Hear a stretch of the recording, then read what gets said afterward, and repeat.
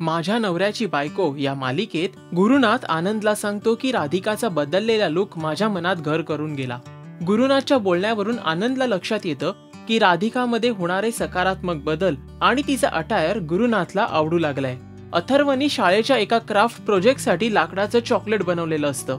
आपल्या वडिलांना तो दाखवायला खूप उत्सुक असतो, मात्र शनया जेव्हा हे चॉकलेट हिसकावून घेते आणि तो खाण्याचा प्रयत्न करते तेव्हा तिला हे नकली असल्याचं लक्षात येतं। त्यामुळे ती संतापून अथर्ववर हात उगारायला जाते। तेव्हा राधिका तिला बजावते की यापुढे जर अथर्ववर ओरडण्याची किंवा हात उगारण्याची हिम्मत करू नकोस। रेवती कुणालला फोन वाजत असल्याचा निरोप देते। तसंच ती पुढे सांगते की तो कॉल शनया नावाच्या एका मुलीचा होता। कुणालला ती सांगते की मी देखील शनया नावाच्या एका मुलीला ओळखते। तेव्हा कुणाल काहीसा संतापतो आणि तिला शनयाचा फोटोही दाखवतो। तसंच तिला कल्पना देतो की कॉलेजमध्ये असताना हिने माझं 1 लाखाचं नुकसान केलंय। हे ऐकल्यावर रेवती निश्चय करते की गुरुनाथला शनयाच्या भूतकाळाबद्दल कल्पना द्यायला हवी।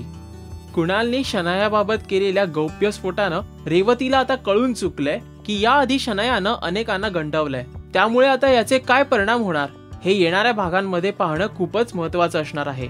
या मालिकेच्या लेटेस्ट अपडेटसाठी पाहत रहा राजश्री मराठी। नमस्कार, मी ललित प्रभाकर। Subscribe to Rajshri Marathi.